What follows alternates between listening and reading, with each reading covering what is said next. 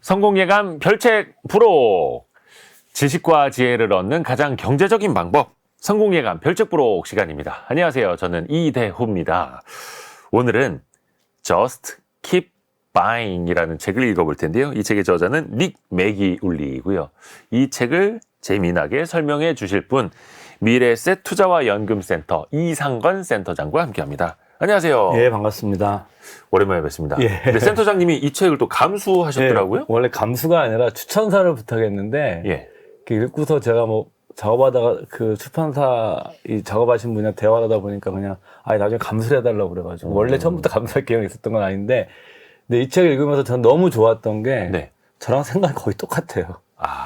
그러니까 평범한 사람들의 투자법. 그러니까 고수들은 사실 이렇게 하지 않아도 돼요. 그렇죠. 근데 이제 평범한 일반 투자자들, 그다음에 뭐 투자에 좀 재능이 없는 사람들인데 그 투자 자산을 가져야 되는 사람들이 보기에 너무 좋은 책이라고 저는 생각을 하고 정말 제 생각과 비슷해서 저도 읽으면서 깜짝 놀랐었고요.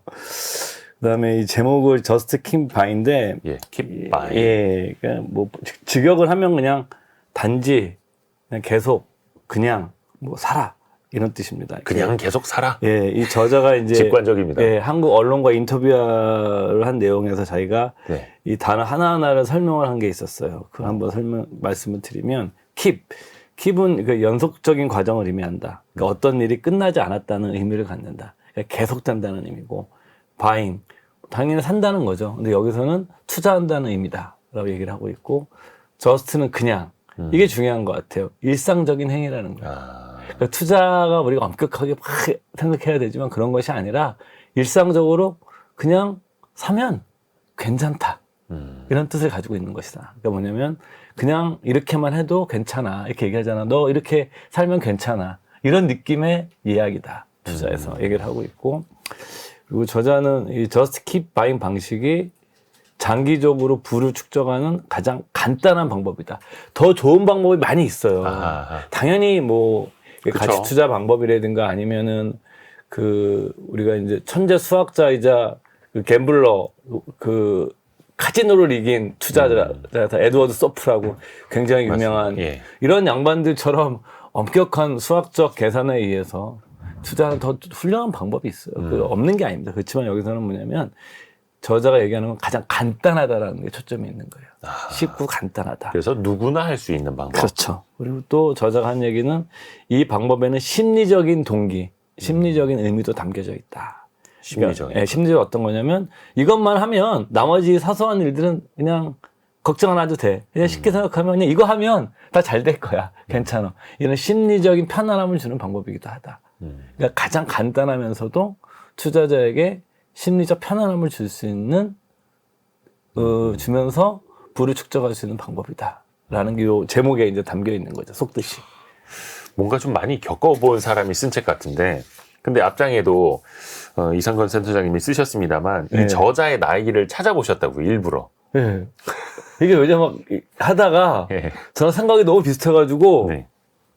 제가 막 평소에 하던 얘기랑 너무 비슷해가지고 저는 사실 이거를 50이 넘어서야 이제 깨우쳤거든요. 그전에는 책을 읽고 자료를 읽고 이렇게 개념적으로 알았지만 사람이 그렇잖아요. 머리로 아는 거랑 이 경험적인 체감으로 아는 거랑은 완전 다르고 그렇죠. 체감의 강도가 훨씬 더 강하거든요. 네. 똑같은 지식을 하더라도 그러니까 지식을 습득하는 방식에 있어서 사실은 몸으로 배우는 것이 그렇죠. 머리를 배우는 것보다 훨씬 좋은데 이게 몸으로 배우는 게 한계가 있기 때문에 우리가 독서를 해서 남들의 경험을 사실은 내 것으로 내 것을 하는 거거든요. 네. 내가 실제로 삶이 무한하고 영원하고 계속 된다고 그러면 내가 다 해보는 게 좋죠. 사실 이게 가장 확실하게 배우는 방법이니까. 근데 그래서 도대체 이 저자는 몇 살이길래 그래서 제가 검색을 해봤어요. 구글 들어. 닉 매기울리. 예, 이름도 네. 특이해요. 89년생. 그러니까 2022년도에 이 책을 냈을 때가 33살인 거죠. 그러니까 저랑 거의 한 20년에 20년 넘게 차이가 나는데도 이 저자는 이 젊은 친구가 저보다 20년을 더 빨리 네. 이 간단한 아이디어를 이 중요성들을 이제 깨우친 거고 이 책의 부제를 보면 저는 이 책의 저자가 어떤 사람인지 잘 드러나는 것 같아요. 부제가 뭐냐면 돈을 저축하고 부를 만드는 검증된 방법. 여기서 이제 영어로 이제 프로븐이라고 그러죠. PROVN 이게 네. 있거든요. 발음 안 좋습니다. 검증된. 예, 검증. 그러니까 검증이 뭐냐? 이 사람이 뭐냐면 검증을 뭐로 하냐? 당연히 데이터 가지고 한 거예요. 네. 그러니까 자기가 이 사람이 데이터 과학자 출신이니까 데이터를 가지고 계속 시뮬레이션을 해본 겁니다. 물론 이 과거의 데이터가 미래에 반복된다는 건 없지만 그렇죠. 과거에 우리 데이터를 참고를 하면 어느 정도 현재 판단을 미래를 향한 현재의 판단에 가늠을 할 수 있거든요. 그래서 그런 거를 하고 있는 사람이고 지금도 그 이제 블로그를 운영하고 있죠. 그 들어가 보면 네. 오브 달러즈 앤 데이터라고 그래서 이 투자 정보를 다루는데 데이터에 기반한 데이터. 투자 정보를 제가 최근에 봤던 거는 좀 인상 깊이 읽었던 거는 그 배당주 펀드와 S&P 500의 수익률이 누가 더 장기적으로 좋느냐 이렇게 이런 칼럼을 쭉 썼는데 네. 재밌던 게 최근에는 S&P 500이 거의 다 이겼다. 그래서 왜 그런가? 그중 S&P 500과 비슷한 거는 우리가 이제 슈드라고 그러죠. SCHD. 국내에는 이제 배당 다우 존스라는 네. ETF로 나와 있는 그 배당 성장 ETF 100개를 모아놓은 ETF가 있는데 이거 정도만 S&P 500과 거의 비슷하다. 이런 얘기를 하고 있는데 그 이유를 설명하면서 요즘 기업들은 배당보다는 자사주를 더 많이 생각을 하기 때문에 이게 오히려 그렇게 된 거 아니냐. 이런 식으로 자기 뭐 이렇게 데이터를 가지고 이것이 뭐 확신이 있는 건 아니지만 그래 좀 하고 있어서 여러분들께서 한번 들어가 보셔서 요즘 뭐 딱 번역기 돌리면 그렇죠. 쉽게 볼 수 있어요. 저희가 이해하는데 전혀 영어 상관없이 좋은 세상입니다. 할 수 있기 때문에 네. 한번 보시면 굉장히 좀 아이디어가 많은 전 저자라고 생각하고 저는 뭐 직원들한테도 가끔 얘기해요. 젊은 직원들한테 이런 사이트를 좀 많이 봐야 우리가 그 데이터를 얼마나 저렇게 이야기로 잘 만드는 능력은 아무나 가지고 있는 게 아닌 것 같다. 네. 이 친구라네. 이 저자 같은 경우에는 그 데이터를 참 그 이야기로 만드는 그런 능력을 가지고 있는 것 같아요. 숫자를 가지고 스토리를 만들어내는 예, 숫자를 그것도 잘하는 능력입니다. 사람도 많고 이야기를 잘하는 사람도 많은데 숫자를 이야기로 푸는 사람은 많지 않죠. 근데 이 책 제목 자체가 그냥 계속 살아. Just keep buying. 그리고 세부적으로 저희가 이야기를 들어가 볼 텐데 그 전에 혹시나 오해하실까봐 네. 미리 좀 말씀을 드려야 될 내용들이 있습니다. 그냥 이 저자는 무조건 사서 모으라, 무조건 그냥 끝까지 사서 묵혀라. 네. 꼭 이렇게 이야기하는 것만은 아니에요. 사실 매도의 조건도 이야기를 합니다. 사실 기본적인 거는 뭐냐면 그냥 마켓 타이밍도 생각하지 말고 종목 선택도 하지 말고 그냥 시장을 살아 계속. 대표 지수. 예, 그러니까 대표적으로 이제 S&P 500이죠. 이제 오해가 있을까봐 좀 중간에 설명을 드리면 많은 분들이 S&P 500은 하나의 상품처럼 생각하거든요. ETF가 나와서 그게 아니라 원래는 이게 시장 통째로 사라는 게 원래 아이디어예요. 그래서 근데 이게 왜 S&P 500을 했냐면 전부 다 사는 게 어렵잖아요. 지수를 만드는 네. 게. 그래서 이제 S&P 500과 미국 전체 시장의 지수의 상관관계가 거의 90% 정도 일치해요. 네. 그렇기 때문에 S&P 500을 산다는 것은 미국 시장을 사는 거와 거의 비슷한 효과가 있는 거죠. 그래서 상위 500개 기업. 나중에 이제 미국의 한 회사에서 정말 시장을 통째로 사는 인덱스를 내놨죠. 그게 VOO라는 겁니다. 네. 그러니까 VOO와 S&P 500을 보면 거의 비슷해요. 그렇기 때문에 우리가 S&P 500을 사는 것 자체가 시장 전체를 사는 것처럼 해석을 하는 거지. 거기에 S&P 500에 들어가 있는 지수에 들어가 있는 기업은 505개거든요. 네. 예? 정확히 현재 505개, 505개로 돼 있습니다, 현재는. 그렇지만 그래서 S&P 500을 사는 것이 상품에서 시장을 산다는 의미인 겁니다. 그러니까 이 사람 같은 경우에는 저자는 시장을 그냥 통째로 계속 사는 것이 마켓 타임도 생각하지 말고 시장을 사는 거니까 종목 선택도 필요 없고 네. 이따 또 설명드리겠지만 그게 장기적으로 더 좋은 결과를 냈다. 근데 내가 나중에 이거를 해야 되잖아요. 가장 기본은 그럼 언제 찾아야 되냐? 일단 돈이 필요할 때 찾으면 됩니다. 정말 쓸 돈이 필요할 때. 예, 뭐 내가 뭐 결혼을 하거나 집을 사거나 이런 어떤 재정적, 재부적 이벤트가 발생할 때는 당연히 사야 되는 거고요. 두 번째 이제 포트폴리오를 재조정할 때 예를 들어서 뭐 우리가 이 저자도 얘기하지만 100% 뭐 미국 주식에만 사라고 얘기는 하지는 않거든요. 네. 어느 정도 뭐 채권이라든가 딴 자산과 이렇게 포트폴리오 하는데 이거 자체가 내가 뭐 주가가 너무 많이 오른 것 같아서 좀 이런 포트폴리오 조정의 필요성이 있을 때 당연히 하는 것이 맞다고 얘기를 하고 있고 두 번째는 이제 뭐 우리가 뭐 투자를 하다가 어떤 내가 이제 의사 판단이 바뀌거나 생각이 바뀔 수도 있잖아요. 뭐 이런 경우들 포지션을 다시 한번 재정비하거나 이런 경우에도 이제 할 수 있다고 생각하는데 근간을 이루는 생각은 뭐냐면 그냥 계속 사고 가장 중요한 거는 이 제가 말씀드린 그 매도 조건 중에서도 가장 핵심적으로 얘기하는 거는 그냥 재무적 이벤트가 있을 때 찾아 쓰는 거를 기본으로 얘기를 하고 있습니다. 그렇죠. 그냥 네. 뭐 죽을 때까지만 모으는 건 또 아니고요. 예. 자, Just Keep Buying 이 책의 키워드를 이제 하나하나 만나보시겠습니다. 첫 번째 키워드. 시간 지평. 시간 지평. 일단은 이 책은 저축과 투자로 나뉘어져 있더라고요. 예, 맞습니다. 저축을 할 것이냐, 투자를 할 것이냐. 어디부터 어떻게 시작을 하는 게 좋을까요? 그 사실은 이 저축과 투자는 우리가 뭐 예를 들어서 내가 예금에 투자해 말이 안 되는 거거든요. 내가 적금에 투자해 말이 안 되는 그건 거거든요. 투자가 아니죠. 예, 우리가 이제 저축이라는 것은 뭐 이 책에 설명하고 있지는 않지만 저축을 한다는 것은 자금 대여자가 되는 거예요. 여러분들이 만약에 이제 1년짜리 예금에 가입하신다는 것은 1년 동안 은행에 돈을 빌려주고 그 대가로 내가 그 시간의 대가죠. 시간의 대가를 받는 이자를 받는 거예요. 네. 그리고 뭐 적금이라는 것 자체는 매월 일정액을 금융기관에 빌려주고 그 대가로서 내가 뭐 정해진 기간 이에 원금과 이자를 받는 거죠. 그래서 저축은 만기가 있어요. 그걸 꼭 생각하시고 저축은 내가 자금 대여자가 되는 거고 만기가 있는 구조를 가지고 있는 거고 투자는 내가 소유자가 되는 거예요. 자산의 소유주가 되는 겁니다. 그렇죠. 내가 주식을 산다는 것은 단순히 종이 조각을 사는 게 아니라 어떤 사업권의 일부를 내가 지분을 사는 겁니다. 그렇죠. 그리고 내가 펀드에 가입하는 것은 내가 간접적인 형태지만 그 간접적인 형태로 그 펀드에서 가지고 있는 회사들의 지분을 소유하는 거고요. 내가 예를 들어서 뭐 S&P 500을 산다. 그러면 내가 미국의 505개 기업의 시가총액 순서대로 내가 투자 금액의 비율대로 그 지분을 사는 겁니다. 네. 그러니까 내가 소유자가 되는 거기 때문에 파는 시점이 내가 결정하면 돼요. 그래서 투자는 만기가 없어요. 네. 이 차이를 먼저 잘 이해하셔야 되고 두 번째로 이제 이 저자가 얘기하는 시간이 왜 중요하냐면 시간이 작용하는 것은 이 저축과 투자의 어떤 그 기준을 만들기 위해서입니다. 그러니까 기간이 저자는 2년 이하인 경우에는 기간이 투자를 해서는 안 된다는 거죠. 내가 한 2년 뒤에 쓸 돈이 있는데 그걸 내가 뭐 주식이나 펀드나 S&P 500이나 뭐 사면 안 된다는 거예요. 괜히 조금 손실 보고 있는 구간이 있을 때 예. 내가 필요한 그 자금의 기한이 돌아오면 어쩔 수 없이 눈물을 머금고 잘라내야 하니. 그렇죠. 그 투자를 하면 안 되고 2년 아래는 그 일단 넘어가면 투자를 해야 되는데 사실은 저자는 2년이라고 그러는데 제 생각엔 저는 한 3년은 돼야 될 것 같아요. 그러니까 더 여유 있는 자금으로. 제 생각에는 3년 이상 안 할 거면 그건 투자를 하면 안 될 것 같아요. 저는. 그리고 이제 또 시간 지평이 또 중요한 이유 중에 하나는 기간이 길어질수록 그래서 저는 뭐 3년짜리 적금, 4년짜리 적금 이런 거 넣는 거는 개인적으로 별로 좋아하지 않거든요. 그리고 별로 권하지도 않고. 왜냐하면 3년, 4년 시간대 지나면 인플레이션이 작동을 합니다.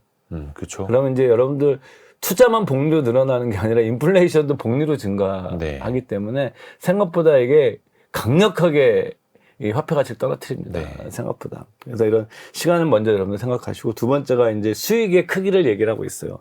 그래서 내가 투자로 벌어들이는 돈과 저축으로 내가 모을 수 있는 돈이 어떤 게 더 크냐. 우리 사회자분께서는 저축으로 하는 게 더 크세요. 투자로. 일단 시드머니를 모은 다음에는 또 투자로 가야죠. 그렇죠. 예. 그러니까 예를 들어서 만약에 내가 이제 매월 월급에서 일정액을 저축해서 내가 1년에 저축 2천만 원 하는 사람이 있고 네. 내가 투자 수익이 2천만 원 되는 경우 이 비교를 하는 거예요. 근데 내가 저축을 모은 일이 더 많으면 이 사람은 아직까지도 저축을 더 잘하는 데 집중을 해야 된다. 투자보다도. 저는 그런 얘기를 하고 있는 거죠. 그래서 이런 주장을 한마디 문장으로 얘기를 하게 되면 가난한 사람은 저축을 하고 부유한 사람은 투자를 한다.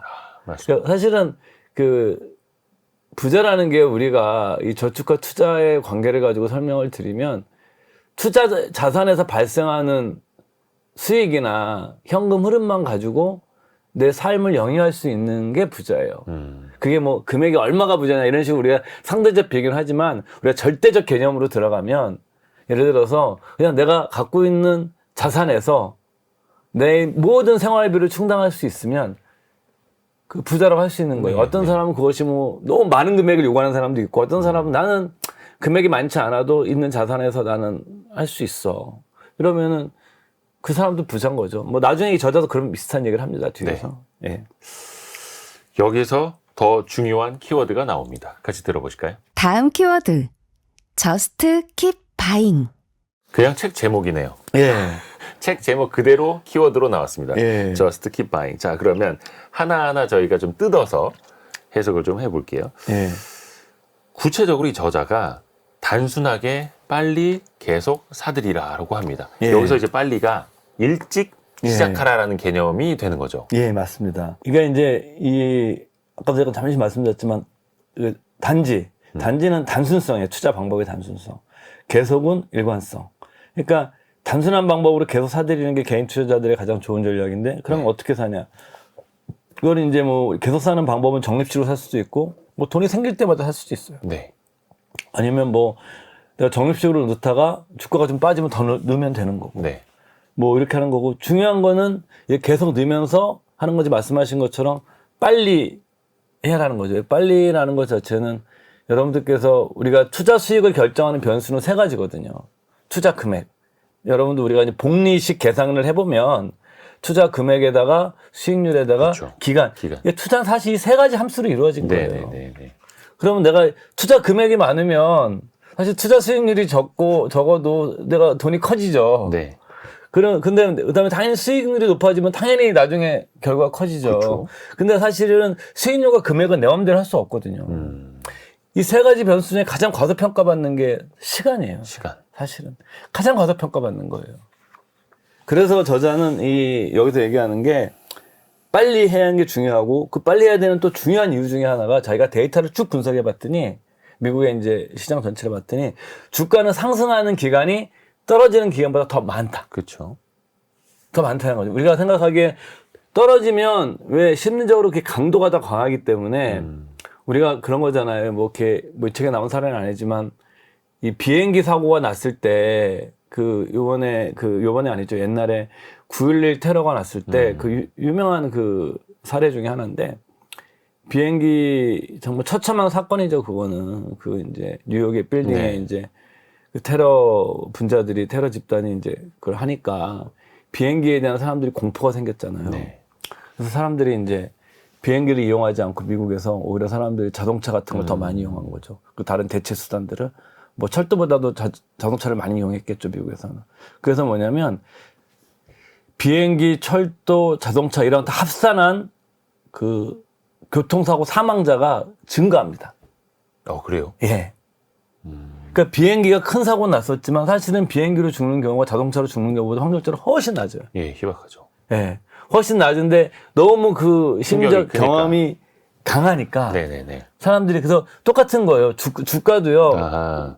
계속 오르는 게 더 많은데 데이터를 보면 떨어졌을 때 느끼는 심리적 강도가 너무 세니까 그때 또 잃어보기도 하고. 그때 많이 깨지거든요. 많이 깨지는 경우가 오르는 기간 중에서도 가장 많이 오르는 구간에 들어갔다. 그때 이제 떨어지는 구간에 이제 사람들이 많이 마음고생을 하시기 때문에 사람들이 이제 투자를 이렇게 망설이게 되는 거죠. 그러다 다시 좋아지면 다시 생각이 바꾸게 되고. 그래서 저자가 빨리 하라는 건 뭐냐면 투자를 망설이며 흘려보내는 하루하루가 미래의 관점에서 보면 명백한 손해다라는 거예요. 그래서 이제 빨리라는 의미가 그런 뜻이 담겨져 있는 거예요. 한 살이라도 젊을 때, 한 살이라도 어릴 때. 예. 워런 버핏처럼요. 예. 워런 버핏 찰리먼거 항상 얘기하는 게 꾸준히 또 오랜 기간 길게 살다 보면 언젠가 또 그 보상을 받게 된다. 이 이야기 하는 것처럼 예. 같은 말이기도 합니다. 그리고 여기서 이제 하나 더 첨언을 드리면 예. 시장을 봐는 이제 데이터 이 사람이 사이언스트니까 이 사람이 보는 프레임이 있는데 그게 재밌어요. 그 주가라는 것은 10년에 한 번 정도는 50% 정도 박살이 나고 네. 대략 5, 6년에 한 번 정도는 30% 박살이 나고 네네. 2년에 한 번 정도는 10% 정도 박살이 난다. 깨진다. 그러니까 여러분 생각해 보시면 50%가 깨지면 우리가 영어로 쓸 때 크래시라고 그러죠. 크래시, 네. 붕괴. 네. 2008년도 금융위기나 아니면 1970년대의 스태그플레이션이나 1929년도에 있었던 대공황이나 이 정도 대가 이제 크래시 되는 거고 이게 한 50% 정도 네. 박살이 나는 거고요. 우리가 많이 경험하게 되는 거는 30% 되면 거의 패닉이 와요. 그렇죠. 30% 정도는 패닉이고 10%가 빠지면 심리적 위축이 옵니다. 그러니까 저자의 이런 데이터 관점에서 보게 되면 50%는 사실은 되게 큰 충격일 거고, 그러니까 여러분들께 보실 때 시장이 한 30% 빠지는 거는 이 저자의 시각에서 보게 되면 정상 범주라는 거예요. 늘상 있는 네, 그게 굉장히 중요한 거야. 아, 30% 빠지면 와 패닉이야. 신문엔 그렇게 씁니다. 저희도 뭐 기자 생활 했지만 네. 30% 빠지면 뭐 공포 이렇게 씁니다. 그쵸, 기사를. 그쵸. 예. 썼죠 옛날에. 근데 저자의 이런 데이터에 기반한 생각은 정상 범주다. 어차피 원래 그게 시장의 속성이다. 원래 그랬다 계속. 예. 그것까지 참고해서 들으시면 오히려 단순하게 빨리 계속 사들이란 말이 더 이해가 쉬우실 것 같아요. 그리고 그런 떨어진 어떤 시점에 대해서도 말씀을 해주셨는데 어떤 분들은 그런 의문을 또 가지실 수도 있을 것 같아요. 결국은 네. 더 낮은 가격에 더 싼 가격에 사는 게 더 중요한 것 아닌가요? 라는 예, 예. 질문이 있을 수 있거든요. 그 이제 그 바이 더 딥 전략이라는 거죠. 가장 깊은. 가장 딥 빠졌을 때 쌀 때 네. 사는 전략이죠. 이게 사실은 이 바이 더 딥 전략을 이거는 여러분들께서 이 책에서 얘기하는 바이 더 딥과 같이 투자하시는 분들이 얘기하는 바이 더 딥은 좀 달라요.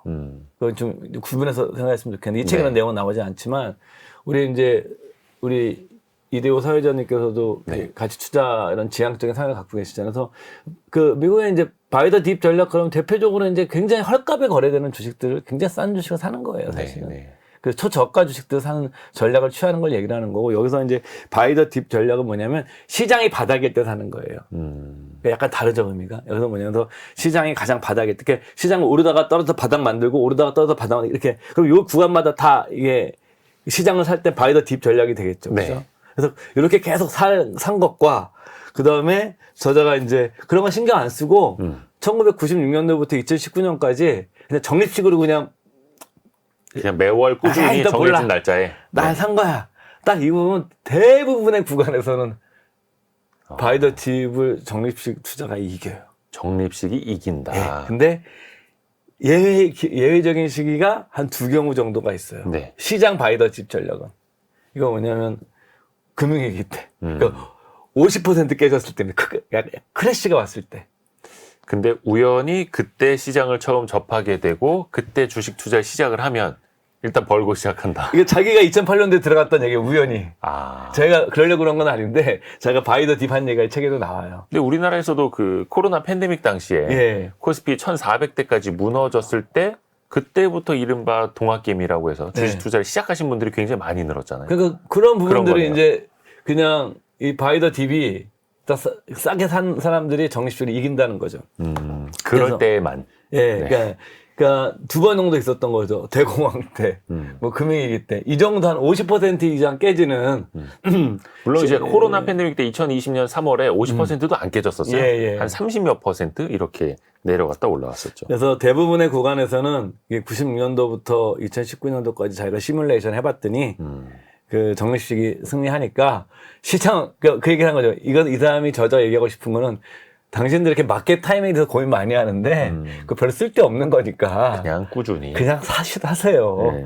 단순하게 그게 더 낫습니다. 그래서 그게 뭐 정 어려우시면 그냥 적립식으로 그냥 계속 하세요. 그냥 그게 결국은 대부분의 구간에서는 이깁니다. 당신이 그렇지만 뭐 금융위기 내가 맞힐 수 있습니까? 맞힐 수 없기 때문에 그냥 적립식으로 하시는 게 낫습니다라고 얘기를 하고 있는 거죠, 저자는.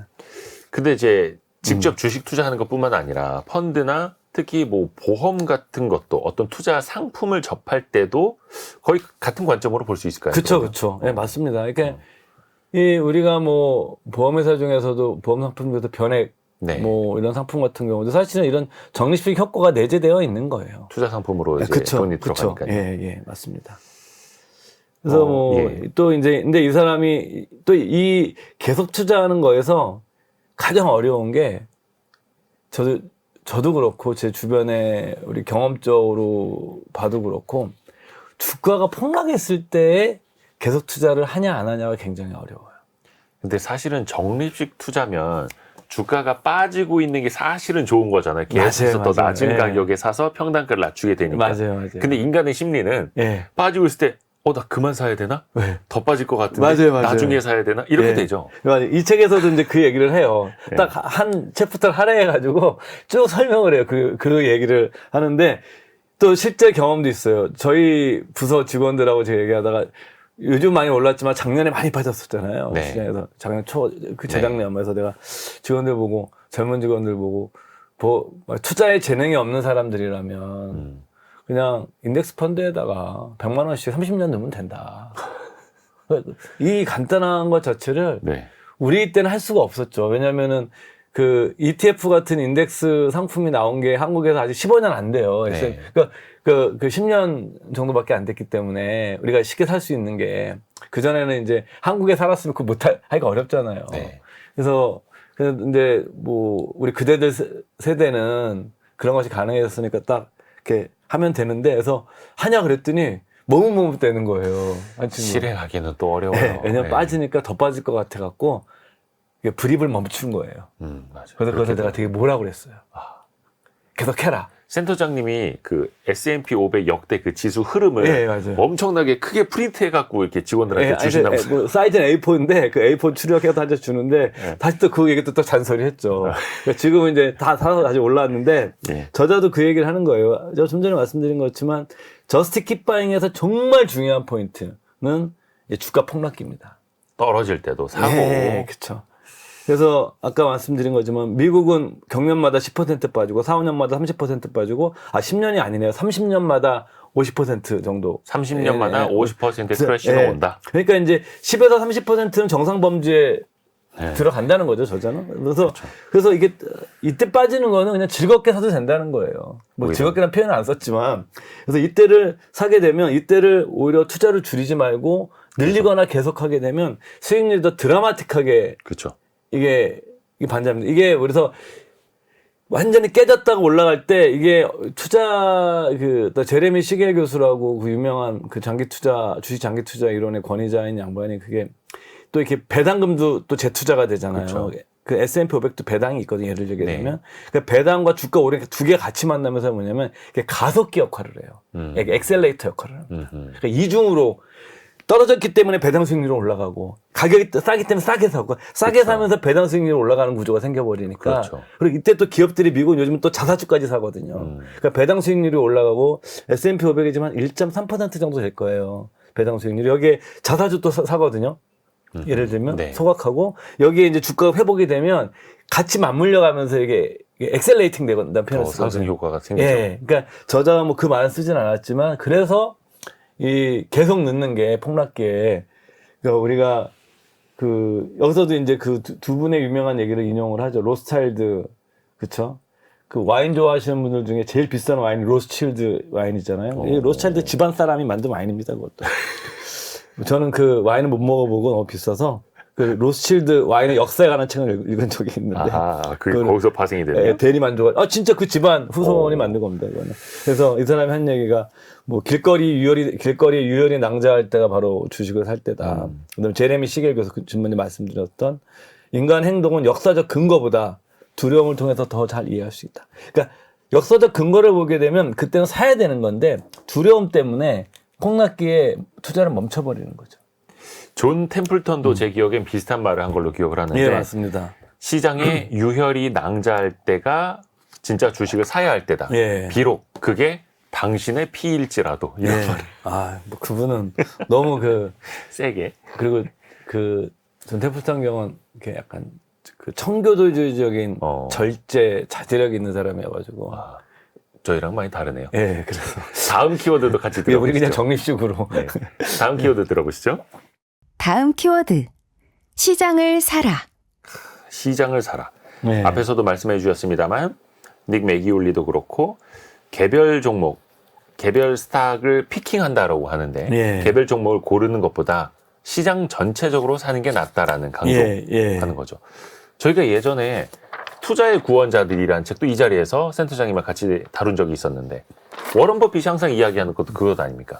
S&P 500을 그냥 꾸준히 사라. 그렇죠. 그러니까 시장을 사라는 거죠. 예. 시장을 사라는 건데 그러니까 시장을 산다가 주식이란 자산을 통째로 사라라는 겁니다. 뭐 더 거창하게 얘기하면 워런 버핏이 이제 그 금융위기 때 한 언론에 기고했던 그 제목이 바이 아메리카. 바이 아메리카. 사실은 이제 인덱스 사는 것이 사실 시장을 통째로 사는 가장 단순한 방법인 거죠. 그래서 저자는 이제 그런 얘기를 하거든요. 이 책은 이제 계속 사는 게 수익 창출 자산을 얘기를 하는 건데 여기서 뭐 수익 창출 자산이 주식만 얘기하는 건 아니에요. 채권도 얘기하고 부동산 리츠 같은 것들도 얘기하는데 자기는 단 하나의 수익 창출 자산을 고르라고 한다면 서슴지 않고 주식을 선택하겠다. 그러면서도 그럼 주식을 선택할 때 나는 개별 종목보다는 시장을 통째로 사는 인덱스 투자를 더 선호하겠다라고 네. 얘기를 하면서 저자가 세 가지 근거를 자기가 대는 겁니다. 네. 물론 이 의견에 공감하지 않으신 분도 있을 거고요. 뭐 그러니까 이건 저자의 생각이니까 저는 저자의 생각 여러분들한테 전달해 드리면 첫 번째 이제 액티브 펀드.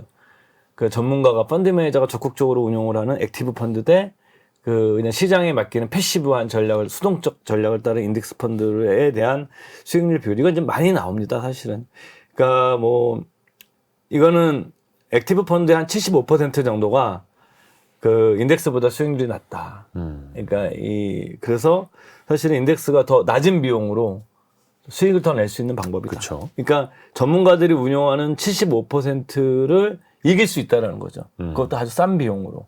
그렇기 때문에 첫 번째 근거로 삼고 있는 거고, 두 번째 이거는 이제 우리가 종목 선택의 어려움을 저자가 설명을 하고 있는 건데, 그 1920년도부터 26년 이후 미국의 상장 기업들의 주식이 오르잖아요. 최근에 그런 현상이 많이 나타나고 있는데, 많이 오르면 사실은 그 시장 전체 주식이 다 오르는 게 아니라 그 시장의 4% 정도 되는 해당 주식이 다 하드캐리한 거다라는 거죠.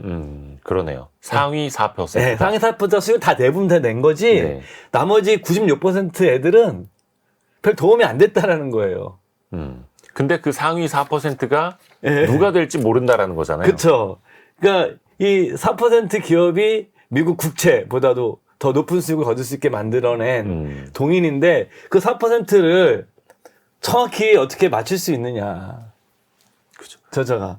지금에 와서 보니까 뭐 애플, 마이크로소프트 이런 우량 기업들이 장기적으로 우상향했네라고 볼 수 있지만 그쵸. 그건 결과론이고요. 그건 이제 후견지명이라고 그러죠. 네? 선견지명에 받는다. 네, 후견지명이라고 그러는데 그래서 이 책에서 또 하는 데이터를 얘기를 하는데 26년도부터 2016년도까지 겨우 4%의 기업이 미국 국채보다 주식이 더 높은 수익률을 만들어줬는데 더 정확히 얘기하면 단지 5개 기업이 다 벌어준 거다. 5개 기업은 누구냐면 엑슨모빌, 애플, 마이크로소프트, 제너럴 일렉트릭, IBM 5종목 때문에 1926년도부터 2016년도까지 거의 90년간의 투자 수익을 내는 가장 강력한 그 공급자, 수익률의 공급자는 이 5개 기업이었다라는 거예요. 네. 근데 지금 이 5개 기업 지금 중에 여기 해당되는 게 최근 시장을 보게 되면 2개 기업밖에 또 없어요. 그렇죠. 그러니까 이게 얼마나 어려운 거냐. 제너럴 일렉트릭과 IBM은 사실 좀 잊혀져 가고 있고요. 엑스모빌도 사실은 뭐 물론 뭐 버핏이 뭐 이렇게 또 그렇죠. 엑스모빌은 이제 소위 말하는 이제 배당 킹 종목이죠. 네. 거의 50년 이상을 배당금을 계속 늘려주고 지금도 매년 늘리고 있죠. 네네. 그렇게 훌륭한 기업이지만 시장 전체를 끌고 가지는 않았다는 거죠. 하드캐리하지 못한 거죠. 최근에 뭐 가장 그 하드캐리한 거는 매그니피선트 세븐. 그렇죠. 그래서 이게 다 하드캐리한 거거든요. 최근 시장 자체를. 빅테크. 예, 그래서 이런 것들을 과연 개인들이 골라낼 수 있겠느냐. 데이터를 봤을 때. 그리고 세 번째 마지막으로 보면 이런 기업도 영원하지 않다. 1950년 이후 미국 시장에 상장된 28,853개 기업 중에서 2009년 현재, 그러니까 50년에 28,853개 기업 중에서 그로부터 이제 한 59년이 흘러 29년도에 22,069개 중에의 기업이 문을 닫았다. 78% 기업이 사라졌다. 28,800여 개 중에서 네. 59년 흐른 뒤에 네. 22,400여 개가 문을 닫았다. 사라졌다. 그러니까 78%가 사라졌다. 그러니까 개인이 이렇게 영원하지 않은 세상에 이런 시장을 기업이 이렇게 흥망성쇠가 있는 곳에서 4%를 맞추는 게임을 해야 되는데 저자가 보니까 데이터를 봤을 때는 이 사람 데이터 과학자니까 이거는 너무너무 어려운 거고 거의 어렵다. 그래서 근데 사람들이 자꾸 왜 이렇게 아까 지금 말씀하신 거 4%를 더 찾고 싶어 하고 더 그런 거 같냐면은 그 후행적으로 보면 너무 명백하게 보이기 때문에 후견지명. 근데 저자는 그거를 더 실존적 이유라고 표현을 쓰거든요. 실존적 이유. 투자의 결과는 시간이 흘러야 알 수 있다. 그래서 이렇게 투자는 좀 효용이 후행적이잖아요. 그쵸. 우리가 여러분들이 뭐 가전제품을 사면 효용이 즉각적이거든요. 내가 자동차를 사면 즉각적인데 투자라는 건 여러분들이 뭐 투자 상품을 가입했거나 아니면 내가 개별 종목을 사거나 어떤 방법을 통하더라도 이 효용을 내가 느끼는 것은 가격이 올라서 시간에 그렇죠. 나중에 팔아서 경과가 현금화했을 때. 돼야 되는 반드시 이것이 존재하기 때문에 후행적으로 보는 사고가 굉장히 위험한 거예요, 사실은. 그럼요. 예, 예. 그리고 또 그 시장을 사라는 이유도 S&P 500 기준으로 하면은 네. 여기서 또 퇴출되는 기업은 지수에서 빠져나가고 또 우량한 기업이 또 새로 들어오고 어떻게 보면 이제 생로병사 그 안에서의 사이클이 또 있기 때문에 그렇죠. 지수는 이제 꾸준히 갈 수 있는 그렇죠. 거고. 알아서 리밸런싱을 해주는 거예요. 그건 네. 사실 고정된 것이 아니죠. 시장의 변화에 맞게끔 시장을 잘 반영하도록 계속 바꿔 껴주는 거죠. 그렇죠. 또 이제 주식의 어떤 변동성이나 이런 게 이제 위험하다, 무섭다, 네. 부담이 된다면 이제 채권이라는 것도 있지 않습니까? 예. 근데 이 책의 저자는 그것도 되게 좀 한정적으로 투자를 해야 된다 이렇게 강조를 하더라고요. 그러니까 이 사람은 뭐 우리로 얘기하면 국채나 정부에서 뭐 지급 보조하는 공공기관 채권이나 뭐 우리나라는 뭐 지방 정부가 아직까지 부도난 적은 없거든요. 네. 뭐 부도 위기까지 예를 들어서 뭐 집을 위해서나 이런 일은 없었거든요. 그쵸. 미국은 옛날에 있었죠. 뭐 캘리포니아에서 그런 일이 있었고. 맞아요. 그렇지만 해서 그 지방 정부나 뭐 미국 국채나 이런 식으로 안전한 채권에만 투자한다. 이게 사실은 요즘은 이제 우리나라 국내 투자자들도 미국 국채를 모바일로 살 수 있는 시대가 열렸잖아요. 아, 네. 그 우리나라 채권보다 금리가 더 높아요, 지금. 그렇죠. 뭐 한 6%, 5% 나와서 깜짝 놀랐어요. 야, 이게 세계에서 가장 안전한 나라고 또 미국이라는 나라는 돈이 필요하면 그냥 찍어내면 되고. 찍어내면 되는 그 유일한 기축통화 국가잖아요. 네, 뭐 네. 고민할 게 없어. 사실 이거는 세계에서 가장 안전한 자산이잖아요. 네네. 그러니까 이제 저자 같은 경우에는 이 사실은 이런 뭐 채권을 투자할 때 이렇게 안전한 채권을 투자하고 뭐 좀 우리나라 현실과 좀 최근에 도입해서 보게 되면 내가 이제 예를 들어서 유학을 보내거나 이렇게 달러 베이스로 자산을 했는데 주식 자산이 아니라 그 원금이 보장되는 안전한 자산으로 하시는 분들이 과거에는 거의 달러 예금에 주로 이용했는데 제가 보기엔 달러 예금보다 금리가 더 높은 달러 국채를 살 수 있는 시대가 된 거예요. 그래서 그런 거를 좀 참고로 활용하셨으면 좋겠고 그렇지만 이게 채권은 장기적으로 주식 수익률보다 리스크가 작기 때문에 네. 주식 수익률보다 낮죠. 그렇죠. 장기적으로 보면. 장기적으로는 그렇지만 우리가 포트폴리오 이렇게 짜거나 좀 내가 나이가 많으면 주식 비중도 너무 높여서는 안 되거든요. 그렇죠. 위험하니까. 예, 안전해야 되니까. 그래서 저자가 이제 이건 유명한 얘기죠, 이 얘기는.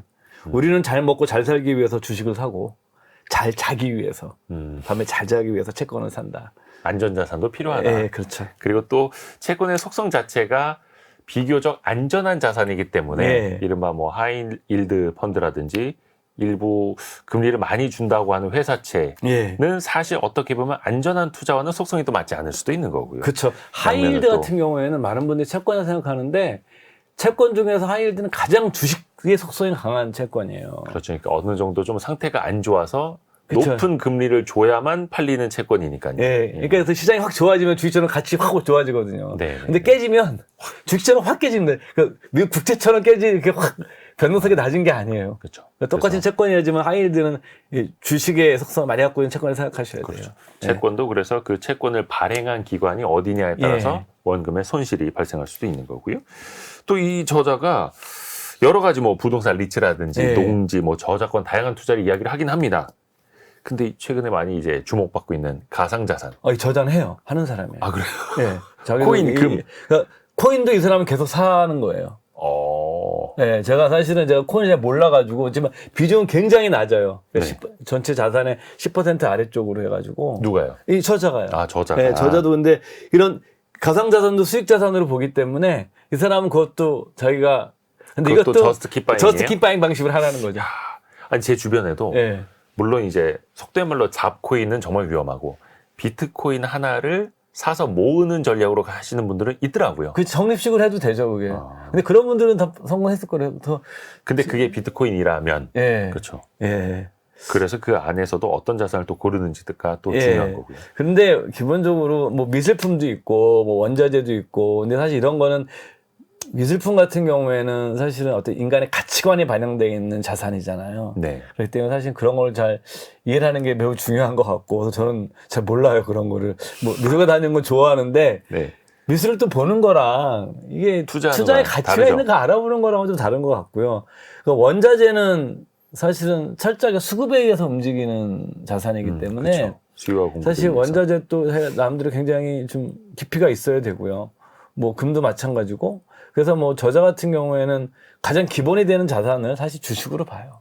저도 그 의견에 좀 100% 공감을 하고요. 네, 그것도 지수 예. 위주로고요. 그래서 다른 자산을 투자를 한다면 그거는 전체 투자 포트폴리오 중에서 10% 예. 정도만 이렇게 이야기를 하는 거고요. 다음 키워드도 같이 들어보시죠. 다음 키워드 4% 룰과 25배의 법칙. 갑자기 이제 수학 시간이 된 것 같아요. 4% 룰과 25배의 법칙 예. 좀 설명 좀 해주세요. 이게 여러분들께서 그 은퇴 자금을 얼마가 있어야 되느냐. 그리고 내가 그 있는 은퇴 자금을 얼마씩 내가 인출해서 써야지 내가 이 돈이 죽을 때까지 고갈되지 않을 것이냐. 네. 라는 이런 소위 말해서 인출률에 대한 계산이에요. 인출률. 네, 인출률이요. 우리나라 같은 경우에도 이제 최근에 저희도 뭐 저 일하는 것도 투자연금센터고 전에 이름이 우리 은퇴연구소였었으니까 저희도 이 인출 전략에 대한 고민들을 많이 하고 한국에 이런 논의가 너무 안 돼 있어가지고 좀 그런 것들에 대해서 좀 자료도 많이 만들려고 그러고 책도 좀 번역도 좀 하고 국내에 좀 너무 자료가 없어서 그 작업을 저희들 하고 있는데 네. 이 책에서도 이제 이 4% 룰과 25배의 법칙을 다루고 있어요. 예. 그러니까 먼저 여러분들한테 4%의 법칙을 소개해드리면 윌리엄 뱅겐이라는 미국의 유명한 재무 설계사입니다. 이 사람이 제안을 한 거예요. 이게 뭐냐면 쉽게 생각해 보시면 내가 그 돈을 매년 내 1천년도에 내가 은퇴 시점, 퇴직 시점에 가지고 있는 돈에서 4%를 인출하고 네. 2000년도에 4% 플러스 인플레이션 상승률. 물가를 확보해야 되니까. 예? 요만큼을 또 인출하는 거죠. 네. 그럼 또 그 다음에도 또 마찬가지로 4% 플러스 인플레이션 상승률. 그럼 내가 화폐 가치를 조금씩 네. 받겠죠. 이렇게 했을 때 90세가 될 때까지 돈이 고갈되지 않는다는 거예요. 60세부터 시작해서 90세까지. 네. 예, 되는 거고. 그러면 이 4%의 역수가 얼마냐면 25잖아요. 네네네. 4% 뒤집어 얘기하면 25배가 되는 거죠. 이제 4 나누기 100을 예. 하면 25가 되는 여러분들 거죠. PER 주가 수익 네. 비율 이런 식으로 하잖아요. 역수. 주가 수익 비율을 다 거꾸로 하면 네. 되게 되면 그게 자산 수익률이 되잖아요. 그쵸, 그쵸. 그런 것처럼 그러니까 뒤집으면 25배가 되는 거예요. 그러니까 내가 뭐냐면 딱 그 내가 4%씩 인출한다고 가정을 했을 때 내가 25배의 법칙으로 있으면 활용을 하게 되면 내가 그 90세까지 내가 그 돈이 고갈되지 않는 건데 생각해보면 뭐죠? 내가 매월 300만 원씩이 필요하다. 그러면은 12개월. 그러니까 3,600만 원이죠. 네. 그러니까 25배, 25년을 곱하면 9억 원이에요. 그 9억 원이 있으면 내가 60세 시점에 9억 원에서 4%를 빼고 2000년도에는 4% 플러스 물가상승률을 빼면은 9억 원이 매월 내가 300만 원씩 빼서 300만 원 플러스 쓰면 자금 어떻게 되냐면 고갈되지 않고 90세까지 돈이 안 떨어진다는 거예요. 그러니까 조금 더 쉽게 표현을 하자면 내가 노후에 매월 쓰게 될 돈의 예. 25배를 모아야 된다. 그게 25배죠. 그게 300만 원 기준으로 하면은 9억 9억을 모아야 되니까 예. 월 300 노후에 쓰려는 사람은 9억은 최소 모아야 네. 된다. 근데 여기서 이제 두 가지 조건에 설명이 깔려 있는 게 이게 25배의 법칙이 4% 룰에서 나온 거다라고 설명을 드리는 거고요. 네. 그럼 4% 룰에 또 조건이 또 하나 붙어 있어요. 네. 이게 뭐냐면 자산을 50%는 S&P 500에 50%는 채권에 5대 5의 포트폴리오를 짰다고 가정한 데이터예요. 아하. 네. 그러면 이게 대공황을 거치고 뭐 금융 같은 걸 거쳐도 고갈이 안 되는 굉장히 보수적으로 책정되어 있는 이 자산 배분에서 인출하는 거예요. 요거를 이해하셔야 돼요. 이 책에 그 내용은 나오지 않는데 네. 원래 배경이 그런 거예요. 아하. 근데 그렇기 때문에 실제로 9억 원까지 없어도 돼요. 왜냐면 대공황이나 2008도 금융위 같은 것까지 다 스태그플레이션처럼 10년씩 주식이 오르지 않았던 시대는 80년대 이후에는 없었거든요. 네네. 그러니까 일본만 제외하고 어떤 나라든지 간에. 네. 그러니까 이제 사실은 덜 필요할 거고 두 번째는 뭐냐면 여기에 9억 원인데 국민연금이 있잖아요. 네. 국민연금 150만 원 받으면 아. 4억 5천만 원만 있으면 돼요. 아하.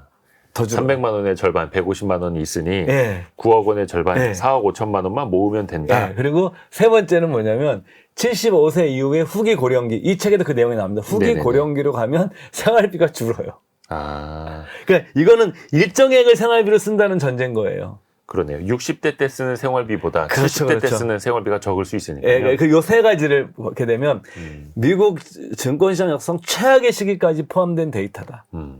그리고 두 번째로는 우리가 국민연금 같은 거라든가 이런 공적 자금에 내가 개인적으로 불입해 놓은 연금이 있으면 더 줄어든다.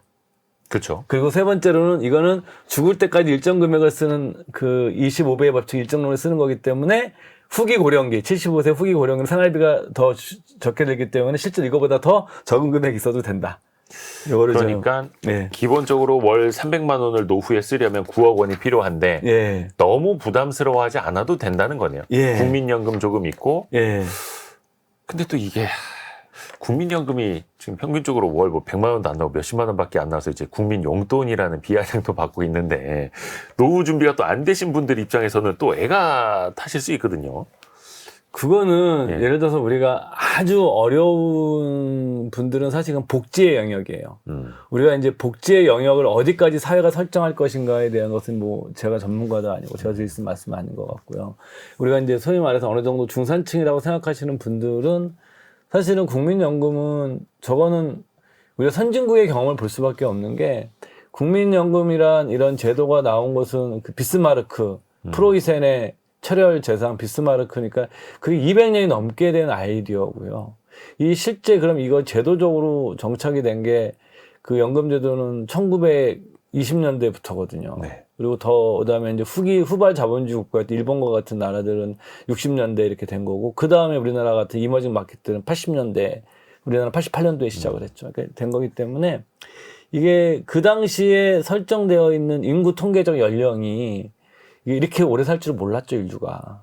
그렇기 때문에 다 어렵습니다. 그래서 그건 당연한 거고요. 그럼 이걸 안 줄 수 있느냐? 그럴 수는 없고, 이건 당연히 재정에서 충당을 할 겁니다. 그러니까 근데 금액은 이제 좀 어느 정도 줄겠지만, 국민연금이 갖고 있는 가장 강력한 장점은 죽을 때까지 준다는 거와 물가 상승률을 반영한다는 것 자체는, 이거는 다른 어떤 민간 금융회사에서는 만들 수 없는 성격의 상품들이에요. 네.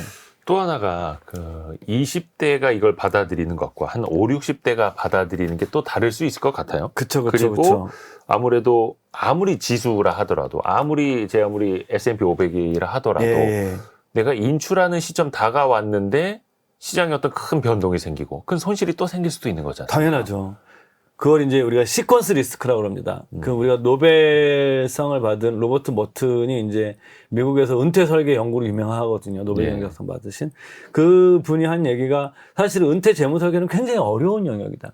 우리가 전통적인 우리가 그 리스크 우리 관리 이론에서는 우리가 자산 배분을 하고 그렇잖아요. 그래서 우리가 뭐 포트폴리오 짜고 이런 거로 발전한 거잖아요. 우리가 전통적으로 주식과 채권의 변동성 이런 것을 연구를 합니다. 근데 이 은퇴 설계는 여기 두 가지가 더 들어가요. 하나가 뭐냐면 자산의 리스크라는 거에 플러스 장수 리스크라는 게 들어가요. 오래 살고 언제 죽을지 모르는 성격에 굉장히 불확실성이 내재되어 있는 리스크가 또 하나 첨가가 되고 그 다음에 첨가되는 게 시퀀스 리스크라는 거예요. 이 책에도 나오지만 시퀀스 리스크가 순서 리스크예요. 내 돈을 어떻게 뺏어 쓰는가가 굉장히 중요하다는 거예요. 그래서 만약에 60세에 어떤 사람은 딱 퇴직하자마자 내가 주식 자산을 다 들고 있었는데 폭락을 해. 이런 사람과 60세에 퇴직을 했는데 운 좋게 막 시장이 날아갔어. 그럼 뺏쓰는 돈이 달라지고 그렇죠. 이 뺏쓰는 돈이 이 포트폴리오에 미치는 영향이 어떻게 되겠어요? 굉장히 달라지게 등장하는 이게 바로 시퀀스 리스크라는 거예요.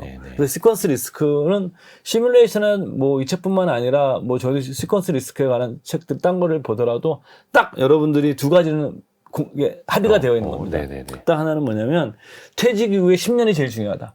10년간 퇴직 이후에 10년. 그러니까 내가 60세부터 90세까지 30년이 다 중요한 게 아니라 30년의 삶을 앞에 10년이 결정한다. 그러니까 10년에 초점을 맞춰라. 60세에 만약에 은퇴를 했다. 그러면 70세 때까지가 10년. 중요하다. 이때 두 번째, 이때 세게 얻어 터지지 않는 게 중요하다.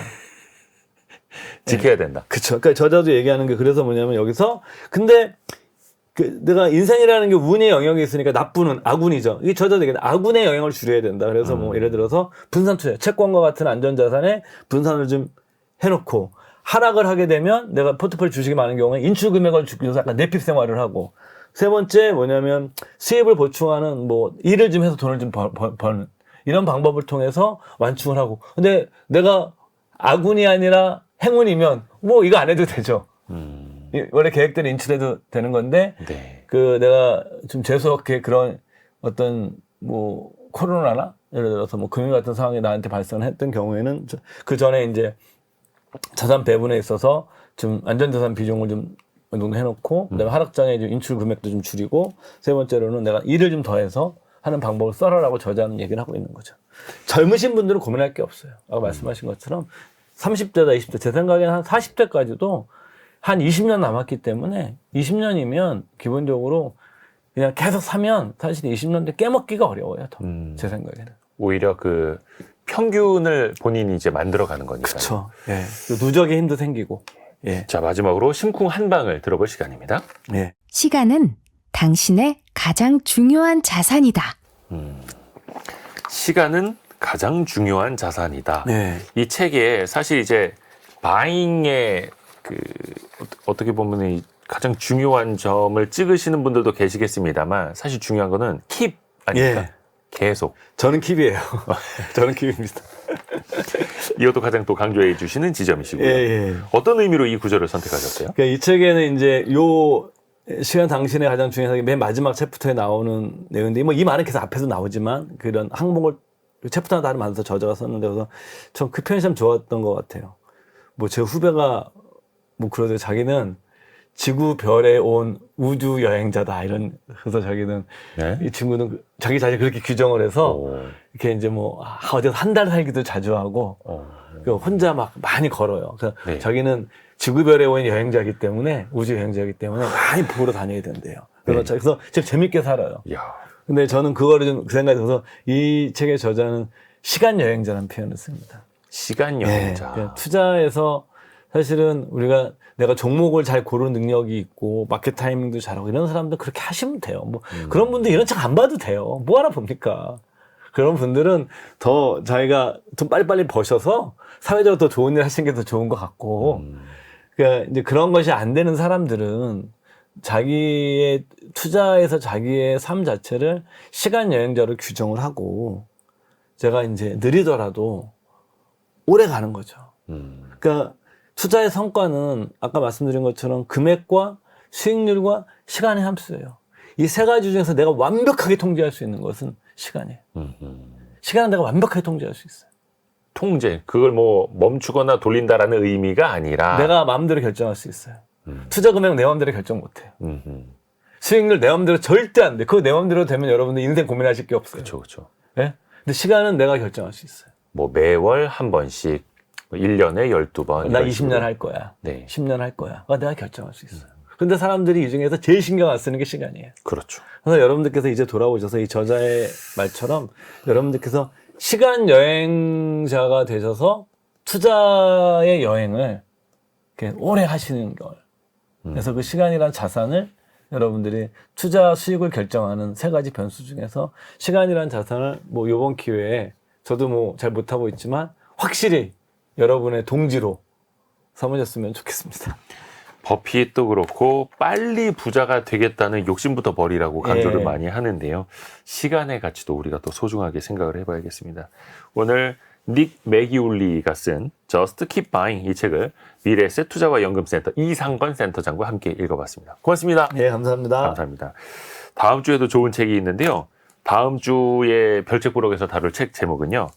필리프 슈테르처가 쓴 제정신이라는 착각이라는 책입니다. 이 책은 뇌과학자 장동산 박사와 함께 여러분께 또 쉽게 전달해 드릴게요. 별의별 이야기를 책을 통해서 만나는 별책 부록 여기서 마무리하고요. 다시 또 월요일 아침 9시 5분에 성공예감 이대호로 돌아오겠습니다. 성공예감은 오늘도 여러분을 응원합니다.